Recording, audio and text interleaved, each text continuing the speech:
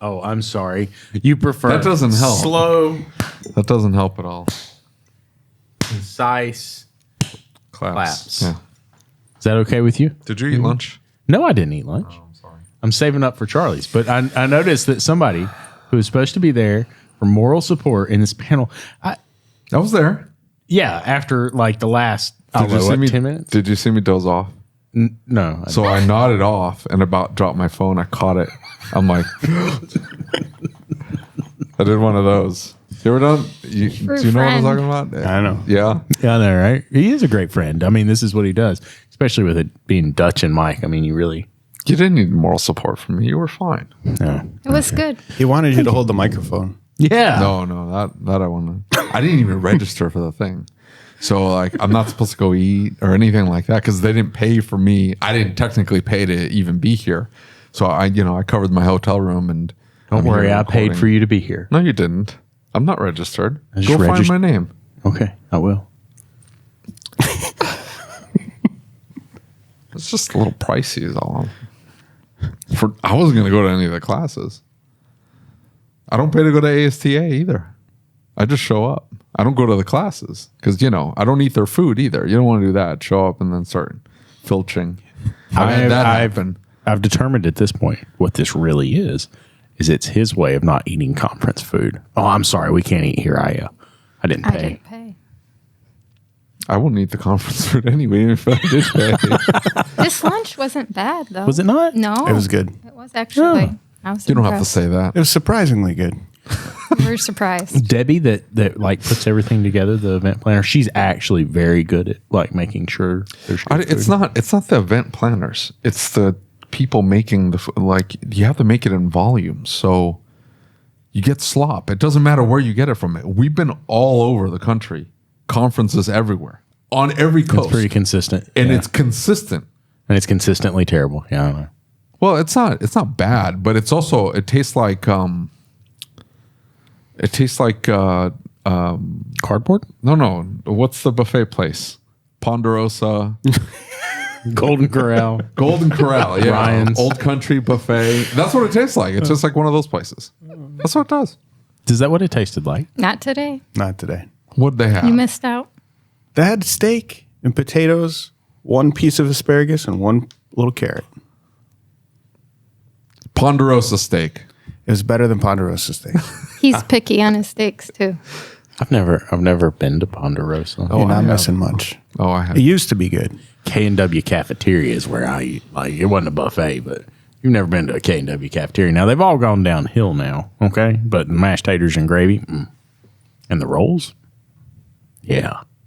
I don't know. That sounds weird. Have I said anything ever that didn't sound weird to you?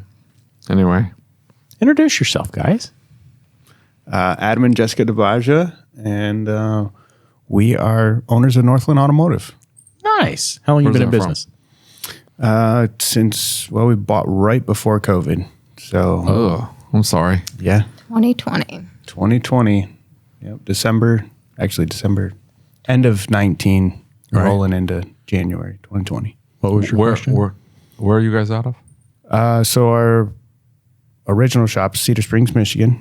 Okay. And recently, the past year, we just purchased another shop that's a little bit south of Rockford, Michigan. But they're only 2.4 miles away, so not far. Right. Got it. Now, were you a tech before? Were you? No.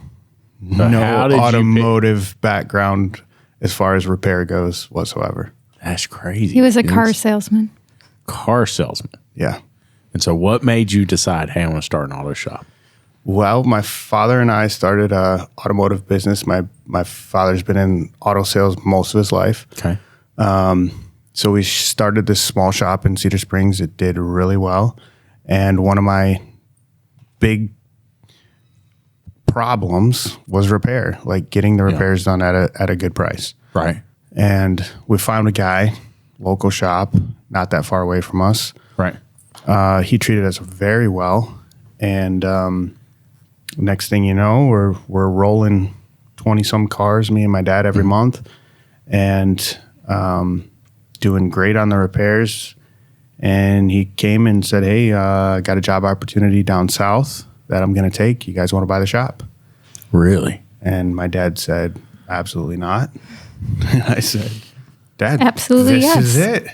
This is the next thing to Yeah. make our costs, basically make more money on the vehicles. Right. And so it's still kind of doing the refurbish on the used vehicles that you buy. Is that the?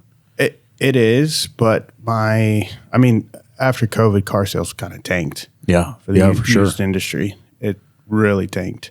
And car prices went through the roof. It's and crazy. The cars that were at auction were junk. A lot of them are junk. We've bought our fair share of bad this or bad that, motors, transmissions, all that kind of stuff. And so really what we did is we kind of pivoted. Okay. My dad just primarily does car sales now. Okay. And I run both the shops. Very cool. Very cool. How much work? So hold on. You were selling cars. The guy that was fixing your cars sold his shop. That's the shop that you bought That's in the shop we 2020. bought. Correct. And then you decided I'm going to double the fun. Double and the fun.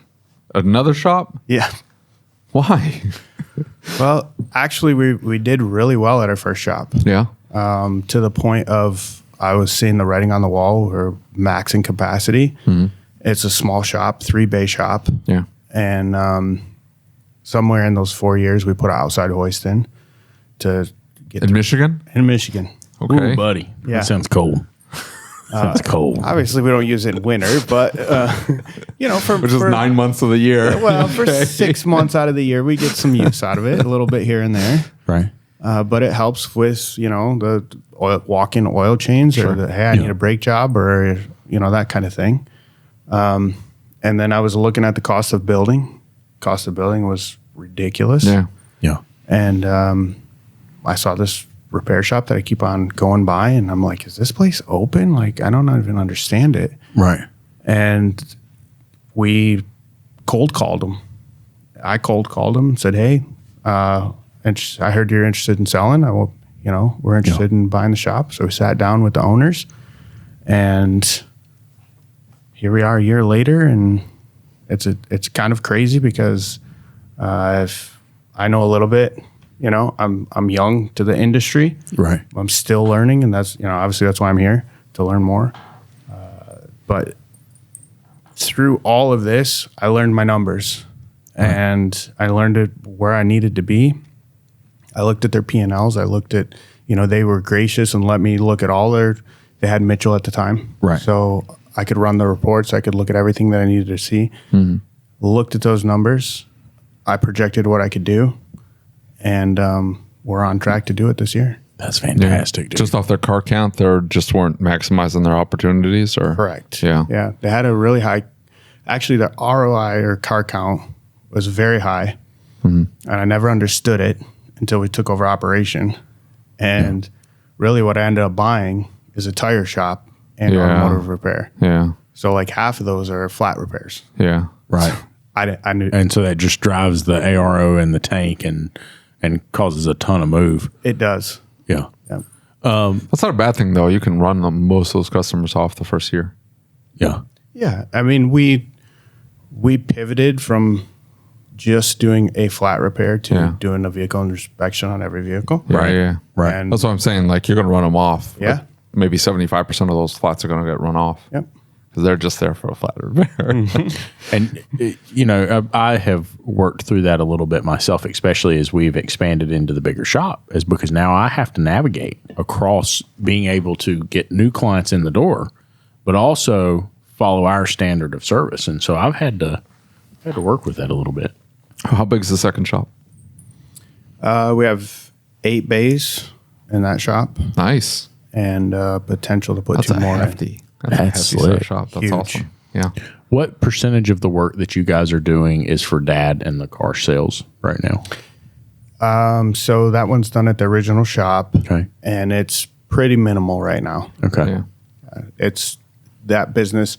I mean, it's enough for my dad to, take a paycheck and live on it. And he ended up selling that other property and moving into this repair shop with me. So he's got a small office in there. Okay. But he sold that property, paid his house off. He's happy. And so right now he's just Nice. going car by car and Doing making it what he work. can. Yeah. So you guys splitting the duties? And one person in one shop, one person in the other? No. I try to do all the behind the scene things and stay out of a lot of the day to day. Yeah, Jessica's great. She does all the back end work. She does the Right. books, a lot of the admin stuff. Okay. She takes care of all of it. So like paying the bills and keeping up with all that. Yep, paying all the bills, Very cool. payroll, things like that. Right. Now, do you do your payroll internally or do you do it through like QuickBooks or you We pay do it somebody through to- QuickBooks. Okay. Got it. And that's we have an accountant who does payroll for us for the majority of things. And I prefer to do it that way. But I may switch over now that we're on QuickBooks Online. I may switch over to just It's Did you easy. finally adopted Yeah. QuickBooks Online? Good for you. Yeah. Welcome to the 19th century. 2015 or whatever they Right. sort of rolled out 10 years ago. Yeah, I know, right? Well, Payroll is like 3 buttons, like click, click, Yeah. click, done. yeah, for sure. And then they start sending you nasty grams when you don't send the feds their money. Hey, you were supposed to pay this week. Ours is just all automatic. I don't have to touch it. QuickBooks is too. You can have them pay for you. So Yeah. then you don't have It to sets up touch to it. automatic pay, but like I don't have them. I have to hit the button to say, yeah, go ahead and send that to the feds. You like the Fed money, huh? Oh, the Fed money makes me mad. Really? Fed money. Yeah. It's All so taxes much. make you It's mad. so much. It's the FICA and then the Fed taxes. The Fed taxes aren't that bad if they have kids and a family, because you can start like, because I tell my employees like, hey, this is your deduction this year. By the way, put like $25 back a week because you're going to owe some money at the end of the year. What? That's the way we do it here. Sorry. If they're single though, I don't understand. It's bad. No deductions. If you don't own a house, a business, and you're single and just straight W-2 employee, man, they hit you hard. Take and take and take. You do? okay? You Yeah. upset? No, going on? Noah's asking me What's if he that? can rent a car for a client because he ran out of loaners. And so I was having, You have 12 loaners. How do you run out of loaners? we've got 74 cars at the shop. Yes. And so I had to, I was It's okay just, to fix one once in a while. they have it's the problem. They just keep plowing Just through one. as That's the fast. problem. They fix one. Well, yeah, I know, and right? then 6 more come in. Sounds like your shop all of a sudden. No, I don't I have just, any cars to fix right now. You kidding me? I just had Told you, to. I think I'm going to do $9,000 this week. I just had Like to. I said, you just That's take how it you and do go. it. Yeah, you just go, huh, okay. We'll pay the bills, I guess. Something. I don't know. We'll figure it out. No, I just had to explain to Noah that he could not rent the car for them. They had to rent the car and we had to reimburse them because I can't rent the car for them. Yeah. Yeah. So, But then they go rent a Land Cruiser or something like that at $200 a day. that would be terrible. It's going to eat up your profit on that job pretty quick. Let Noah figure it out. Poor Noah. So, long story short, my new service advisor and I got our schedules crossed. And while I'm down here, he's in Denver. And so now there's a technician on the front counter. Oh. And he's a wee bit stressed out. He's a little high strung anyway. So Noah is extremely high strung right now. And so what I'm trying to do by texting him, who are you texting? Somebody's texting me. I don't know. Is it Noah? They're asking for a loaner. No, my shop manager's here, and he's like, hey, I'm in class. I'm like, okay. I guess he wasn't earlier. He might have not been in class. He might have been. So you Disney paid for your World or shop something like manager, but you didn't pay for yourself. Yes. I'll be honest with you. I'm sorry in advance if I get one in trouble. I've not seen one. That's why he's checking in right now. I don't care what he does. I don't care. He signed in. He took a picture and everything. He's here. Ish. He's back at Universal today. Or Did he go? SeaWorld. Probably. Yeah. We went yesterday, right? And we instead of being I was here- working. I don't know wanted where to be he here was. for I the was keynote. working. I really did, but it didn't work out. We go every time we come down here, we go to this place called Wild Florida, and you go out and ride the airboat. Did you have fun? Yeah, it was awesome. Gators. Oh yeah, we've done that. Yeah, it's pretty cool. They had one called Crusher. He was enormous. He was the size of this table. Hey, Yeah. That's a big boy. is it better than getting crushed by a car, you think? Maybe if you just tripped and fell in there? Think your life insurance would cover it then? It might. If I get all of a sudden attacked by an alligator, I'd fight it too. I'd be like, let's see what we can do. And quick. But still, I'd give it all I got. Dragged underwater like that little boy. And You are a disgusting human being. You know that? You're a really terrible person. I think about that all the time. I know it's weird. It's morbid, but I think about that all the time. I'm thinking like, what would I have done in that situation? Right. And how do you deal with it? Like, you can't ever look at anything Disney related for the rest of your life and not think of that happening. Do you guys have kids? We do. We 3 should have of them. asked that before you went on your tirade. We're really offended. No. I can tell. I can tell. How old are they? 12, 11, and 8. Oh my goodness! So I have got a 13-year-old and a 5-year-old, and we spaced them out like that so the 13-year-old could take care of the 5-year-old. Smart. Turns out that the 5-year-old is a lot like Dad, and he is a hellraiser. And I mean, like when I say hell, I mean like hell. This kid is wide open, 24 hours a day, 7 days a week. If he is awake, he is going. And like we're talking about maybe track camp or something to try and burn some of this energy out. Because I mean, we go on walks every night, and this kid will run the entire 1.5 miles, screaming the whole time. And like people think something's wrong with him, and he's just screaming and running and throwing things and picking up things, and it's crazy. Sounds like our youngest. Yeah, that's our third. Yeah. See, and What you don't know is that your wife actually hides red Skittles in the house. He found them. He's been finding them. She possible. sneaks them, doesn't tell you about them, and he's just popping red Skittles. That would do it. that's true. That's true. Better get them checked. Oh, talking about people popping gummies and things like that. My dad, okay. My mom just died of cancer, okay? And we had gotten her gummies because she wouldn't eat. And they were strong gummies. They were, hey, you don't cut these bad boys in half. You quarter these suckers out. You don't. And my dad, we're supposed to go to breakfast, okay? And I call him and I'm like, hey, what you doing? He's like, oh, I'm sick. I think I've got the stomach bug. And I'm like, okay. Are you okay? And he said, yeah, I'm fine. He sounded weird. And so then later in the day, my wife goes to check on him, and we figure out that what has made him sick is there is a bag of peach ring gummies on the counter that are 1,500 milligram gummies, and he eats all but one of them, maybe 2 of them. And so the next day he calls me, he's like, my hands feel funny. And I'm like, Dad. Swear to God. My 70-some-year-old daddy eating, like, been yelling at me my entire life for anything like that. Now here he is eating gummies. Says he's good. He doesn't want any more of that. It's messed up, man. That was Should be ashamed of yourself. Me? Yeah, What it's did your I do? fault. I didn't eat them. Slipping them gummies. You were the supplier, though. No, I Exactly. didn't. Thank No, you. actually, it was my middle brother. It wasn't me. He's like, I'm totally out of it. Yeah. It's really Colorado's fault. Are you the oldest? No, I'm the youngest. Okay. I'm the baby. I'm spoiled rotten. The We all baby, know the this. wildest. Yeah. Definitely the wildest. Let's see. So your kids working in the business? They do. They do from time to time. Yeah. We have them. Cutting them checks. Yeah, they get a couple bucks. They clean the On bath- payroll? They clean W-2? No. Oh, what are you doing? I know. They clean the bathrooms and You say you listen to the kind of podcast, but you don't listen do. to the podcast. no, we don't listen Because, to podcasts. hey, people, hire your kids. Put them in the business. They work doing something. Yes, Clean. I know. Yeah. Bathrooms. Mm-hmm. Sorting. Yours for marketing, right?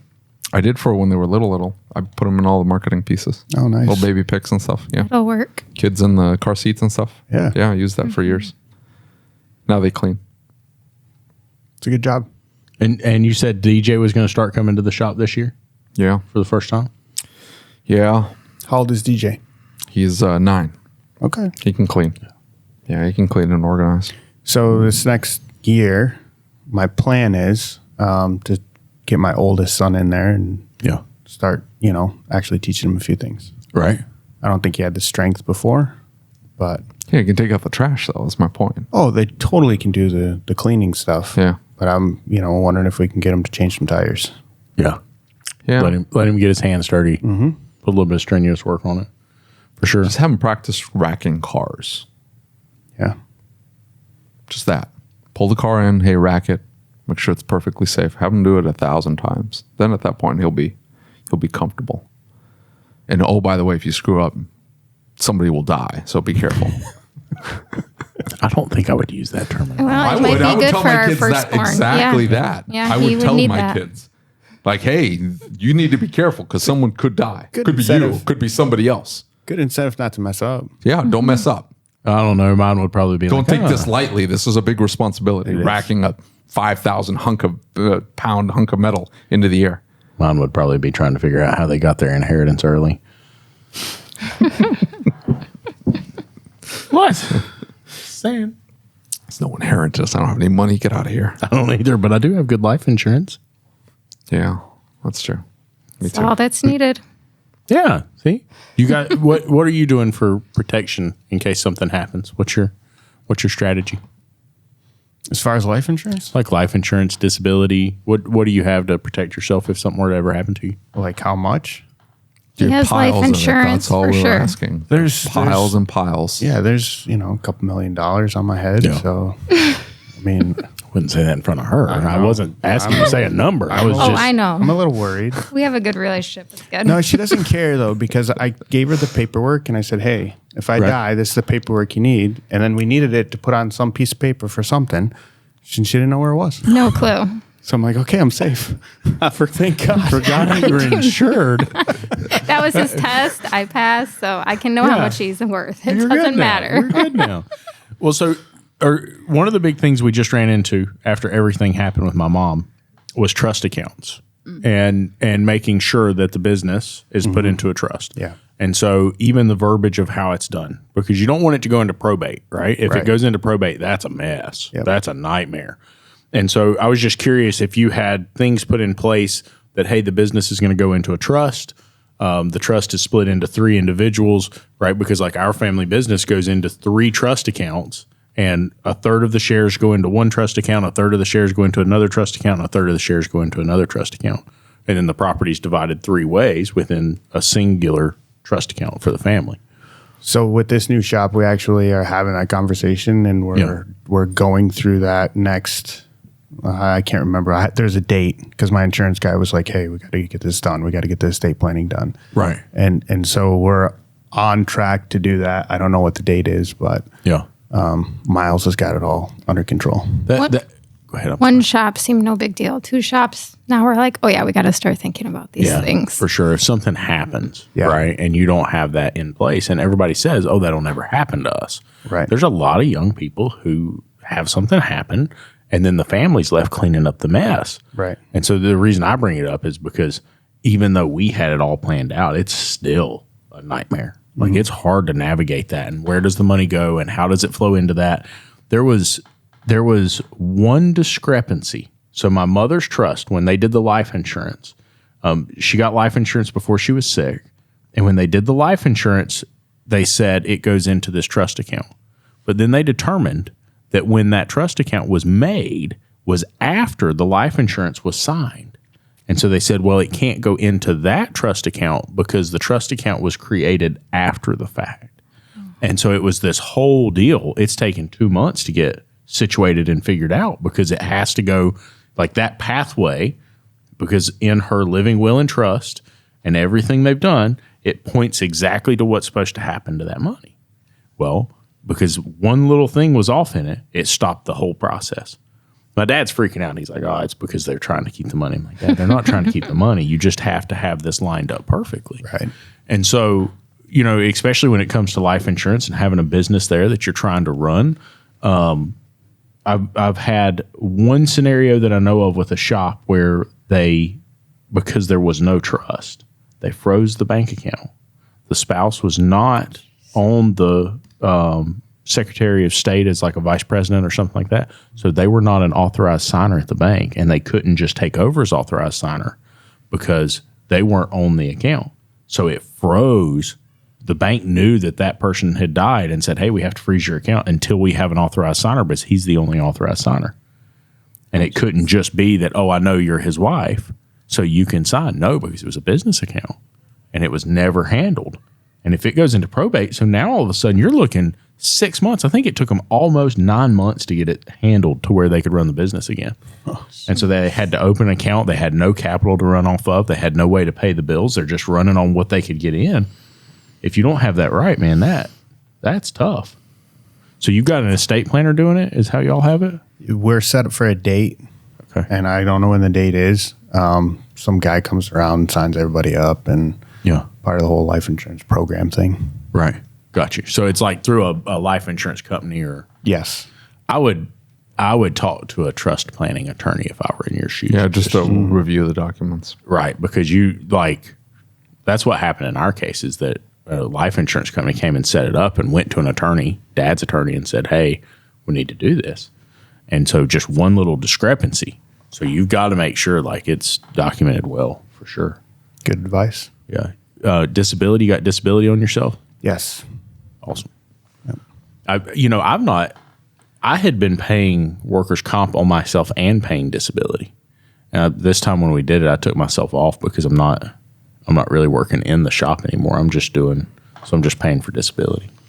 I don't do anything, so I don't know what I need disability for. I'm just saying, if you were to get hurt or something like that. I just told them to let me bleed out. It's fine. Let me bleed out. It wouldn't be nearly as funny if your wife didn't tell them the same thing, but still. She knows. She knows. Just let me bleed out. So what fun new adventures have you discovered owning a second shop? Yeah, change it from the death subject. Yeah, all right. Let's Alligators lighten it up. being eaten. Kids and oh my Bleeding god, out. Story, right? You saw the story of the little kid? No, you guys awful. didn't see that? awful. The 2-year-old Here in Florida, at the Grand Floridian. like recently. This was 17 maybe? Was it 17 or maybe 19? This was pre-COVID. The family was hanging out. They were doing the fireworks or whatever. There were a whole bunch of families there. It's a large body of water. Little 2-year-old started I saw walking around in the water. Big old fat alligator came up, grabbed the kid by the leg, and pulled him up into the water. The parents, the father, I guess, dove into the water to try to get his kid back, looking and hunting, but the kid was done. And so now we went. I think the following year, after that had happened, we went to and stayed at that hotel. And they had, at that point, they had it all roped off, and they had signs everywhere. You stayed at the hotel for what reason? To try and get a reenactment? To No, relive that's the morbid. That's experience? horrible. No. I had There's little so kids the many same places. age. There's so many places to That's stay. a nice hotel. Have you ever been there? No. Oh, it's beautiful. Hey, It you ought is to read the beautiful. story about it. You ought to read about the whole design and everything. You know the Red Roof Hotel in Coronado Island? When you, the Marriott, when you're flying in and you see Oh, the Red yeah. Roof That's Hotel? what they designed it around? Yeah, they designed it around that.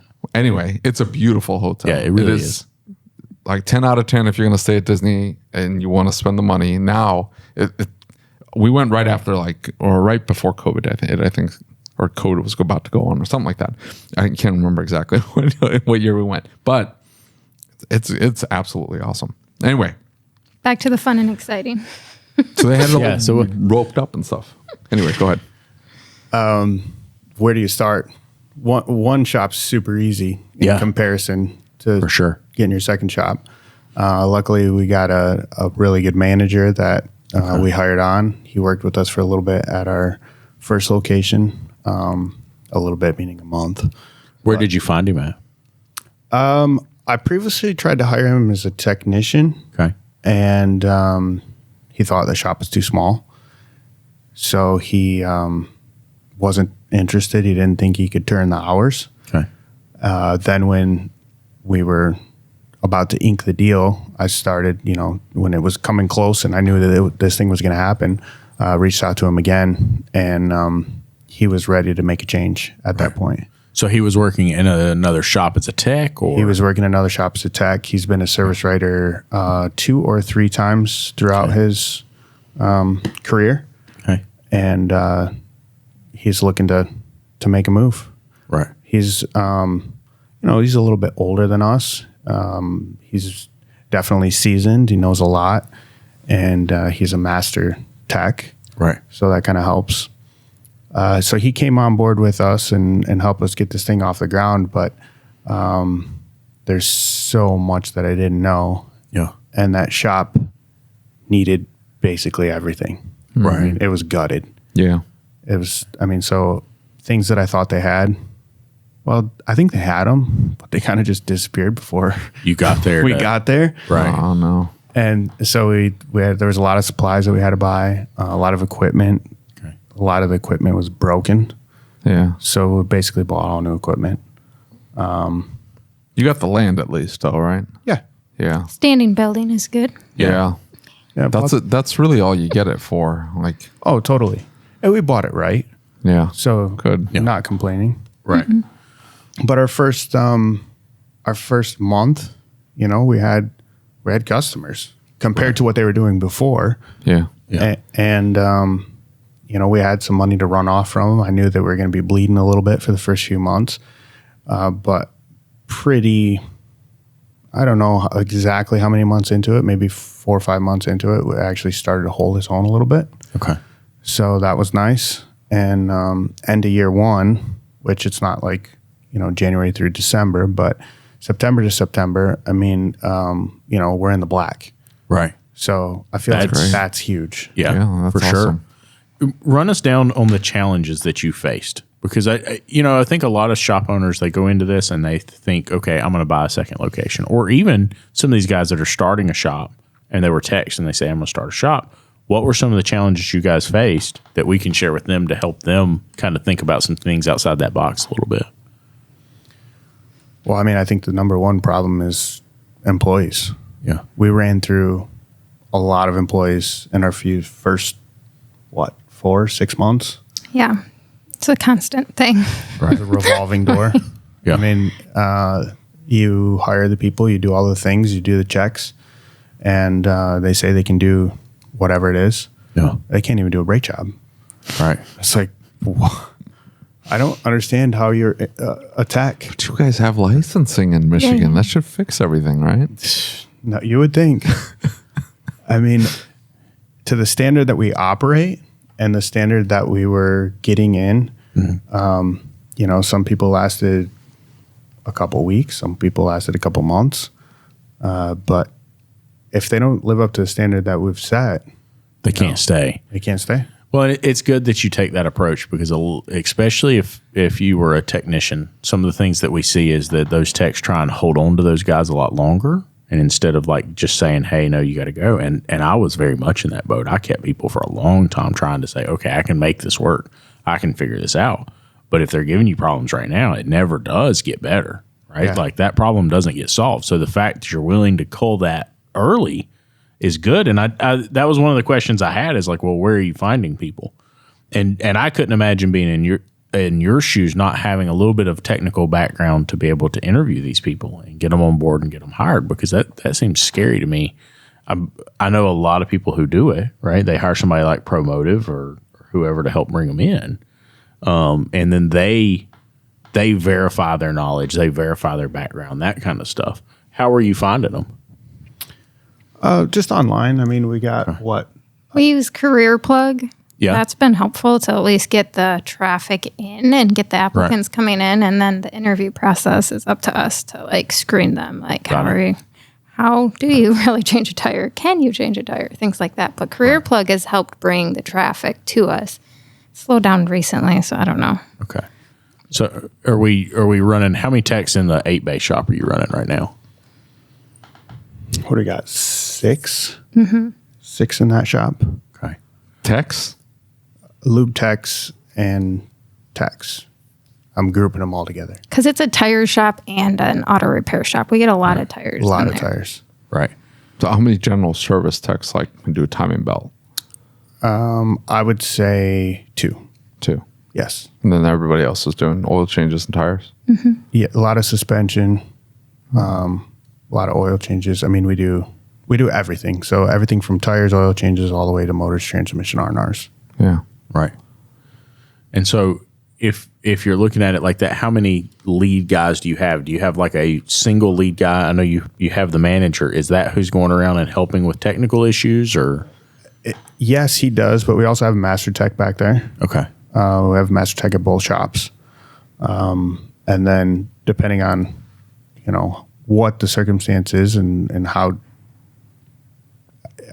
deep or something like that. The tripod. Emma? Yeah. Oh, jeez. If we need a second opinion, we'll have one of our other masters come over or bring the car to them. Right. If we get stuck on something. Got you. And so what's been the key thing that you're seeing as far as takeaways with the employees go? Because one of the things, especially with a new business, that I saw a lot of people struggle with, if you're not coming from that technical role or you don't know that technical role really well, it seemed like there was a little bit of employee distrust or they didn't really want to engage with you in the same way. How's your experience been trying to hire them? I don't know if I really had a problem with that. I mean, I worked in the shop, in the first shop. Okay. I ran that shop completely. Yeah. And I learned a lot. Gotcha. In a short amount of time. So you kind of know the lingo and you know how to. Oh, yeah. I know. Basically, I know BS. And if somebody's telling me something that's not true, or I suspect that is not true, I'll go check it out myself. Right. I can shake a car down. I can change tires. I can do oil changes. Oh, that's awesome. I can do all that stuff. Yeah. The easy stuff, right? Mm-hmm. But when it comes to the repairs, I have really good guys that I count on, and they know that I count on them. Both of the master techs are good at what they do, and it's more of like what we're trying to work on is we're really trying to build a good team, a good culture, right? To where we are relying on each other, but we're also putting out a quality product, which is quality repair, right? And we're not taking the shortcuts. So that's one of the things in the interview process is just making sure that these guys aren't the backyard mechanics. Yeah, for sure. Absolutely. What would you have done differently about this process? I want to ask you, and then I want to ask her, because I'm wondering if there's two different answers. With us, it's always different. Yeah. What would I have done different about buying another shop? Yeah. I think I would have had a more lengthy process in bringing on the technicians. Okay. We had a lot of bumps in the road in the beginning. Okay. I mean, we still have our bumps. Don't get me wrong. We're still ironing stuff out and trying to fine tune our process. Okay. But I think having more qualified people in the beginning would have helped us out a lot. It took us a little bit to get our master tech at that location. Okay. What about you? What would you have done different? I would have probably had just more policies in place from the very beginning. Like, okay, what did we do at our first shop? What did we do good? What did we need to work on? Where did we see the loopholes? And how can we just start with making those policies strong right from the get-go? So that would have probably been where I would have started. That would have helped a lot. Yeah. And I think you're right, because if you can do that from the beginning, when you're bringing these people into a brand new shop and we're retraining clients, if we have all that in place, it makes life substantially easier. Yes. Way less of a fight, way less of the back and forth. Yeah. Yes. Yeah, but if you walked into the first shop with no shop experience, did you hire a coach immediately? No. So you'd have winged all of it. Yeah. I relied on the staff that we hired. Yeah. So, yeah, good for you. You got lucky. I mean, it was like a 2-bay shop, 3-bay shop. Yeah, so that I doesn't feel matter. like that doesn't matter. I he's don't know really how good many at making shops things that- happen Right. when he doesn't know what's going. Like, we will figure this out. Most of the time, what ends up happening is you make enough mistakes that it sinks the business or it burns the person trying to make things work. They burn out and then they give up. One of those two ends up happening. Not a lot of businesses overcome those adversities because it's like, hey, how'd that wheel fall off? Oh, I thought he torqued it. Oh, I thought he torqued it. And you're like, okay, well, how much is this going to cost me? It's like $2,500. It's like, Yeah. okay. Well, I locked up an engine. The tech was working on it. I tried to jump in and help. We both thought, hey, you finished the oil change, right? Yeah. Okay. The vehicle left. We had no follow-up quality control process because, we just figured you put oil in it. How hard could that be? This was a 7.5 liter big block Ford F-250. Sounds expensive. It locked up. I had no money. It locked up like 10 miles away. I had to tow it back. And I'm like, I don't have money to buy this guy an engine. Wow. And on top of that, like I only had one tech. So that one tech is now putting an engine in and not doing any paid work. Oh. Yeah. You just don't know that, hey, before the car leaves, you check the oil. Somebody else checks the oil. Like little things like that you just don't think of.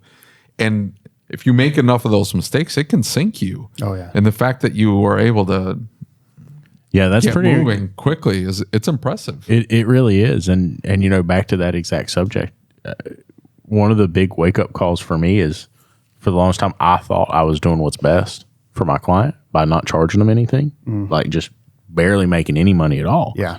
I'm like, oh, well, I'm cheap. So it's a business strategy, right? Because it's marketing, it's helping bring people in, and I'm helping them out because it's cheap. So it's cheaper than everybody else. That's a really depressing cope. That is terrible. No, but I can relate with that. Right. That's, we're trying to gain the customer's trust. Yeah. Trying to make them happy so that they'll come back. Right. And in the meantime, we're eating, rice and beans. Exactly. Well, and then what you find out is that you didn't make any money. So if something goes wrong, guess who's not actually taking care of the client anymore because there's no money in the bank account to do anything, right? So I don't have anything to work with. And so that for me was a big wake-up call because, the number of technicians turned shop owners that tell us, and Zeke's going to kill me for this because Zeke's always the one saying this. He's, always talking about pricing this and that. And, oh, that's too expensive. And that's too this and that's too that. I'm going to tell you that eventually you have the epiphany that you have to be profitable. Yes. If you're actually going to take care of the client. Mm-hmm. You have to have some money in the bank. Oh, right. And if you can't ever get to the point that you got money in the bank. I got credit cards there. Well, well, I have those too. I keep using them. Well, yeah. I was not under that notion that I'm going to be cheaper than that. That's not at all. I went into it thinking that I was at market value, and I kept looking at my prices going, that seems like a lot. Mm-hmm. Yeah. Yeah. Because I was spending my own money going, I wouldn't pay that much for a wheel bearing. Right. I'll get on the phone and you sell it. And I finally hired a coach. I hired Management Success, and they're like, oh, you need to be this much, and then this is percentage. And I'm looking at the prices, and I'm like, ain't nobody going to pay me that to do that brake job or do that wheel bearing? Like, this is nuts. So like, yeah, they'll pay it. Are you sure? Sure. Don't worry about it. Well, they paid it. And then after that, I was off to the races. Yeah. Screw what they were saying. I'm like, I'm going to keep jacking my prices up. They never not paid. At no point did I ever come to a stopping point. I just kept like up and up, hire more employees, jack up my rate, have them get a new piece of equipment, jack up my rate. It never ended. It just kept going and going. In fact, this year, all of my sales increase came from jacking up my rate. I think I'm down car count. I'm not kidding. I think I'm down car count this year. I gotta look at what I'm. Work smarter, not harder. And I'm pretty sure I'm down car count. My ARO's up over $100 from last year. That's rough. Just from the labor matrix. Yeah, that's what I did too. The labor matrix is like a life changer for both of us. Yeah. Because for the longest time they said, hey, you need your ARO or your parts to labor to be 1-to-1 or like 1 to 0.85 or something like that. Right. Never could get it. I never could. I'd raise my prices and I'd raise my labor rate. We'd bill more hours, and I just could not ever get it where it was supposed to be. I put that stupid labor matrix on there, and buddy, does it do the trick? I don't think I'm still at 1-to-1, but doesn't matter. It doesn't matter? No, I've got like an $825 ARO. I am perfectly happy with that. That's pretty good. Yeah, I mean, I think I'm like 1,000. I didn't tell you the best part. We don't call to sell anything. No follow up with the text. follow up with a text. No, I don't call. Just text That's what them. I'm saying. Like, So we send the text. right. We send the link. Yep. They open the estimate. They buy. But you don't call. I don't call. Interesting. 0 phone calls. 0. We don't call. I didn't either. change anything either. We don't call either. But I think we were we thinking should. about calling. Oh, don't call. I like calling. I think He's can a get there. yacker. You listen. He gets on the phone. Salesman. I know he is a salesman. Well, you are too, apparently. I know. Yes, he Salesman to is. salesman. I can Yeah. see it. Yeah. It makes It's sense. okay. Makes sense. Those are Build good. connection. The problem, the biggest issue I ran into is that if you're really good at it, you'll double your ARO if you get on the phone and you schmooze. Sure. Right? Yeah. Okay, now you don't want to make those phone calls anymore. What are you going to do now? So you're back Staff's into gotta the make a hole. phone call. And David calls them, and the ARO plummets. Tells them come get their piece of shit. If you would quit, If he called him his Ava, I don't- I you're haven't exactly bugged. right. It would. Yeah, This yeah, would do yeah. Worst 100%. YouTube video ever. The whole video. Is I know, and you've knocked it out of focus at this point. Poor I guy's haven't. blurry. No, he's It's not. all right. Oh, maybe a little Oh, bit. that's better. This dude can't sit still to save his life, and he's just like, oh, I ate, so I'm all like, He's ready to go. yeah. my goodness. I haven't even had that much caffeine. Just that 1 Celsius or whatever. I got you an energy drink. You didn't even drink it. I'm a little offended. I spent like My wife has this friend, and we go to visit her at 4th of July because my wife insisted. I don't like going there or whatever. And she is like, she's amped up. And like she's in shape and she's like always moving. And so everybody kind of just dismisses that that's how she is because she works out and she's got this like fast-paced business life where she's got 18 businesses all going at once, and that's just how she is. maybe it's methamphetamine. No, she didn't have like the Sunken in face. she doesn't have the like the meth characteristics. No, she's like wired all the time, and she's sitting there yakking on my wife about something. I don't know. Anyway, I'm not listening, and she's got a little Celsius in her hand, and I'm like, and then she's got a little mini fridge on the side, and it's just full of every flavor of Celsius. And I've never touched the things in my life. Look in the back. Do you know how much caffeine each one? They will burn your insides out. 200 milligrams of caffeine each little can. Yeah. That one little can's like Yeah. that. 200 milligrams. She just pounds them back one after another. Dude, Eric's like that. Eric will drink those rains. They're like 180 or 200. And he'll drink like 4 of them a day.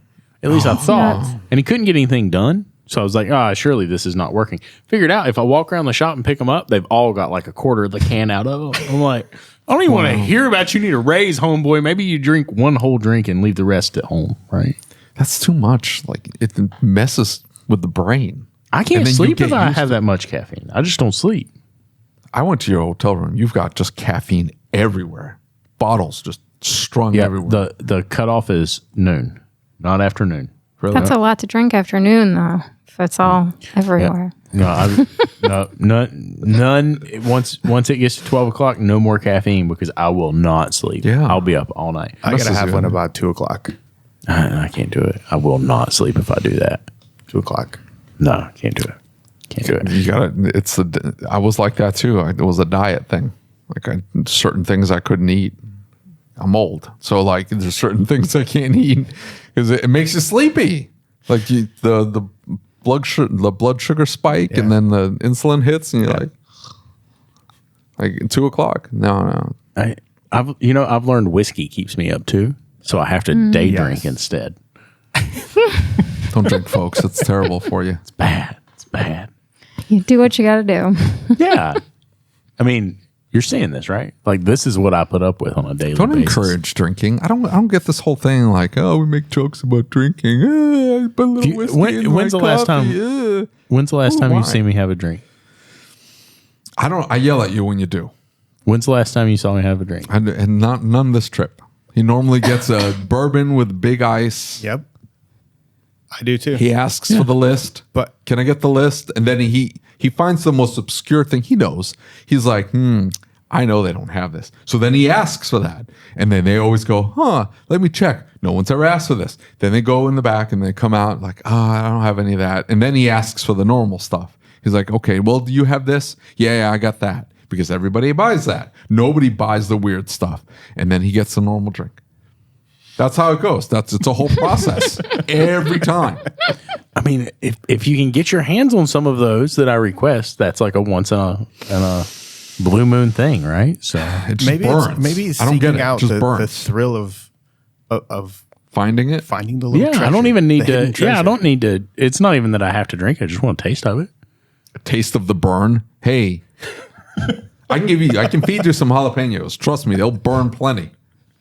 It's an acquired taste. You got to taste the smoke. And then no. Smoke? Yes, it tastes like burning. I had a It tastes great like Manhattan straight the other gasoline. day. Nice. Where, here? Hotel 8 or no? What is it? Restaurant H? H, whatever H is.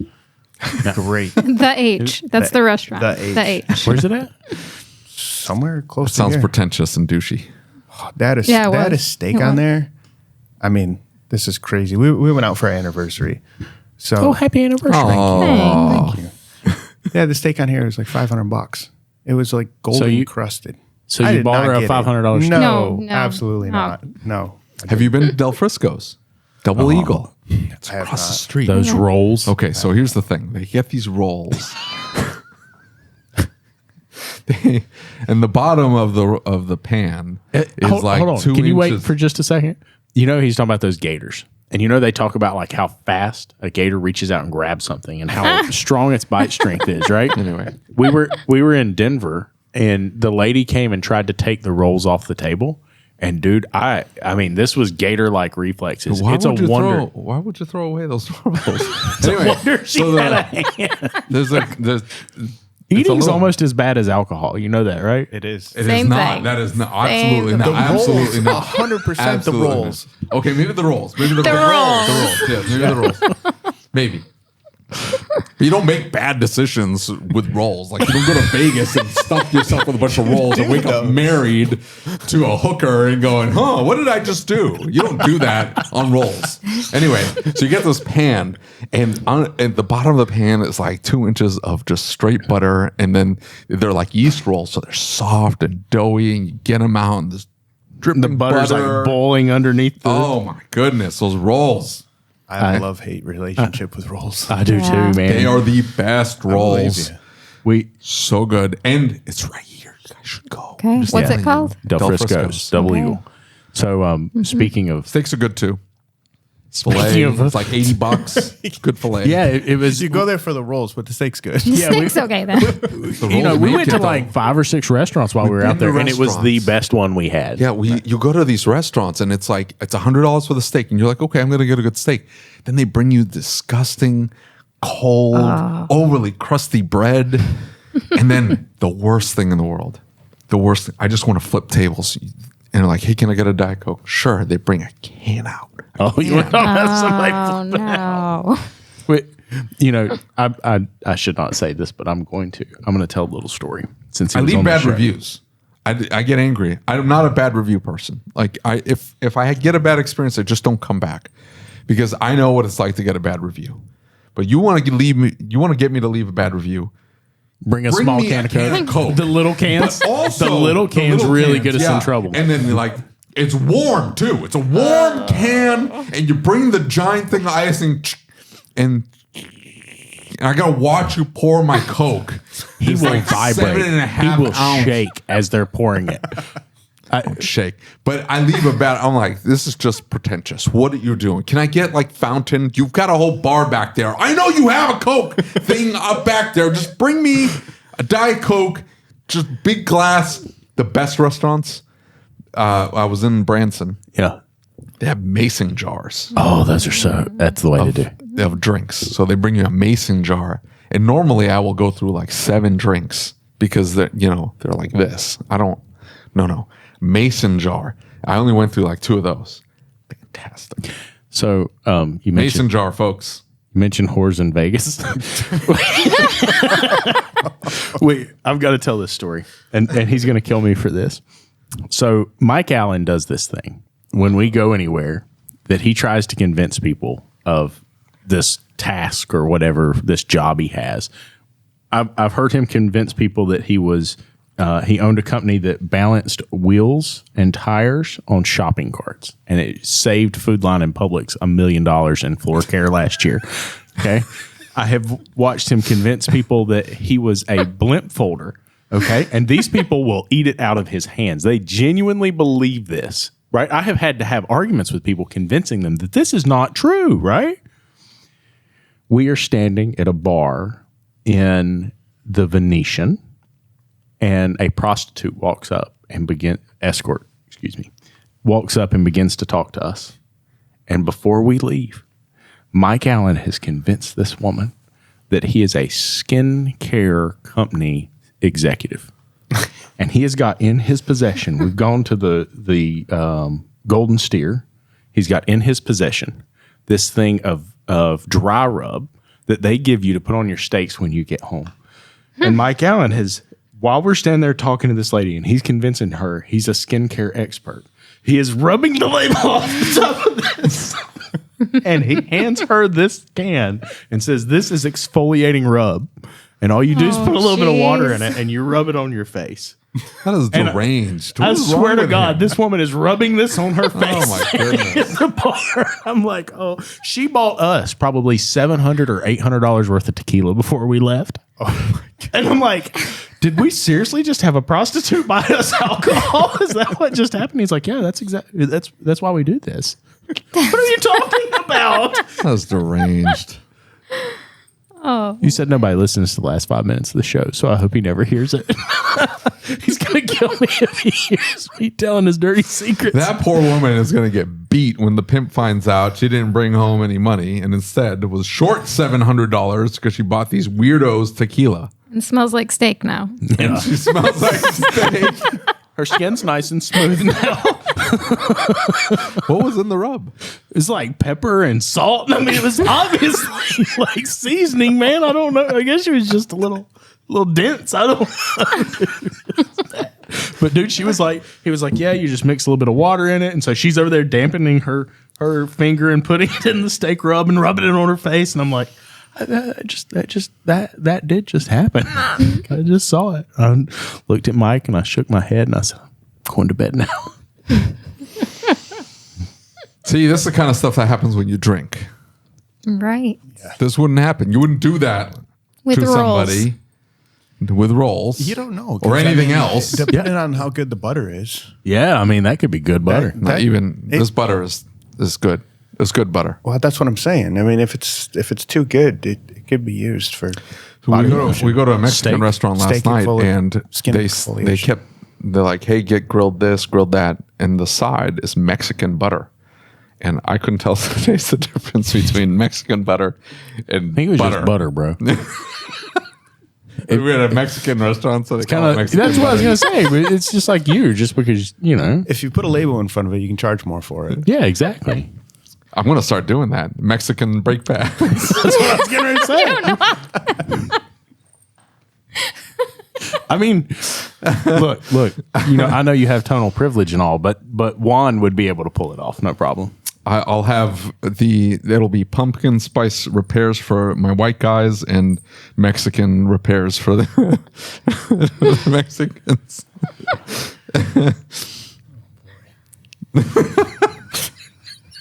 This is my life. This is my life. What kind of flavor brake pad would you like today, sir? Monique messaged me the other day and she said, "Hey, how did the other recordings go?" And I said, She asked us how do you define how? No, don't tell her. You're gonna freak her out. She liked the one that was more commercially. She's like, "Oh, this one's really good." It's like, yeah, because we kept bringing Shop-Ware up over and over and over again. It sounded like a commercial for like 20 minutes. It was, and then you talked about mac and cheese and liven things up a bit. And then we went into the mac and cheese truck. Yeah. How many times do you think our listeners have heard about the mac and cheese truck at this point? I'm going to do it. You got an offer. I told you. He can talk it to you. Give him my number. I'm telling you, he can call me tomorrow. He just has to take over the debt. That's it. Okay. That's it. Right. If he actually worked in the business, It would make some He money, owns I think. he I don't own- know. He owns a shop. He said he'll buy your shop out, and you can pursue your dreams on the mac and cheese truck. I'd do that tomorrow. I really would. All right. Hate fixing cars. The worst thing in the whole wide world. So I'm just curious though. Are you like going to taste each batch of mac and cheese just to make sure? No. I'm going to have my recipe. I'm going to have the cheese sauce and the noodles. Al dente, but it's going to be like kind of Kraft mac and cheesy, but not quite Kraft mac. It's going to give the essence of Blue Box. When somebody tasted, we're like, Blue Box, but better. That's what I'm going to go for. Oh, that's a good Blue slogan. Box, but better. Yeah, Thank you. that was a good one. Oh, I got this all figured out, I'm telling you. Blue Box, but better. You know, the only told problem my is I know kids- you're serious. I told my kids of the mac and cheese truck thing, and they're like, "Yeah, but so like, how many different kinds of mac and cheese?" I'm like, "1," and then we'll do a fancy bowl, but it'll be whatever the hell I feel like throwing on top of there. They're like, "No, but you gotta have like white mac and cheese," and I'm like, "No, some with chicken, spicy mac and cheese." I'm like, "No, we're not doing any of that. We're gonna have one price, one bowl, one size, no drinks, nothing else. Slop. There you go." That's it. Simple. If you think car repair is hard, that's the restaurant business and you is don't make tough. money, and you want to have one product on your mac and cheese truck, I know it makes it so much simpler. I don't have to worry about hey, we fixed this and now there's a coolant leak over here. That doesn't exist in mac and cheese truck world. It's just The fryer quit. And no, there's no fryer. no, you got to have make mac a and cheese batch. balls if you're going to have mac and cheese. No. I'm not gonna have anything. It's one bowl, plop. There you go. Until you've been to a Baptist church, you know those like Sunday cookouts they do? And man, them old women, they bring them big metal trays of mac and cheese. And it's like, I don't know if Baked it's mac and cheese. Oh, It's baked my mac and God, cheese. that is so good. Nice and is, simple. yeah. smoked is even better. Oh, I've never And it's had a it. truck. Oh, yeah. It's a trailer. It'll be a trailer because if the truck breaks down, then I'm stuck. Trailer. Dude, I trailer, have and, seen. hey, I I'm have not seen selling you any back mac and out of a cheese. effing parking spot without a trailer. I don't want to see you moving a trailer. I don't want to see I'll have that. somebody else drive it. If I'm not selling anything, I just move. Like I'm stuck in my shop. I can't move my shop. I'm stuck there. I can't do anything about it. I'm surrounded by 18,000 other shops. It's super competitive. It's a struggle to get cars in the door consistently because there's 8 million other choices. If you call those customers instead of text, Those customers are already in the shop. They're captive. I don't have to worry about that. It's everybody else. It's like, hey, what are we going to do next week? That's what I have to worry about. I can't move. The mac and cheese truck, I can just get up and move. Hey, I'm going to go over here now. See what happens. You know, I watched this. I'll find the video and send it to you because it's pretty cool. There is a video from Los Angeles, and this guy, there's a taco truck in Los Angeles that they have been making tacos the same way for like 40 years. Grandpa started it, and then son took over, and now grandsons are running it, right? And so they show the video of him, like these guys get there at 3 a.m. every morning, and they start cooking. And he goes through like the whole preparation process and everything else. And he said, you know, he's just talking about the fact that this is the same recipe they've been using for all these years. And it's a really, really cool story. I'll have to send it to you. Now, here's the other idea. Let's say it doesn't take off. The other It won't. idea, Yeah. so I'm not selling a lot of mac and cheese truck. There is a YouTube channel. They live stream their interactions with their customers. So they put a camera up in the corner of the That will take off. Yeah, that Yeah. will. That That would will. be a they good live one. stream watching. But the staff is very You carefully would be selected. perfect, David. The staff is carefully selected to be particularly appealing, is all I'm saying.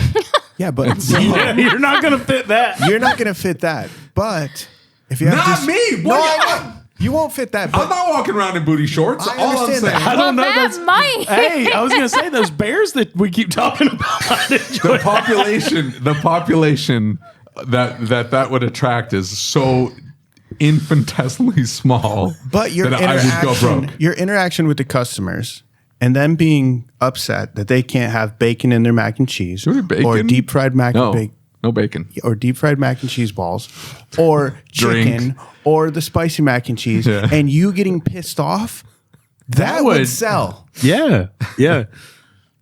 It would. And then if not the booty shorts, right? Because we already know that you have a demographic that loves you because of that. you might as well go ahead and switch. You've already said you'd go that way if it wasn't for the weenies.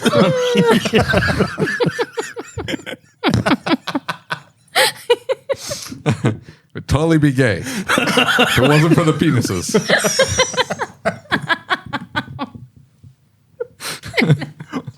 What the hell, man? I'm just telling you. How did we get this far off? Dude, we're past the hour mark. Nobody's listening to this. I'm gonna have somebody, some rando, walk up to me and they're like, Oh, well. It'd be gay if it wasn't for the penises. I huh? cut mine off.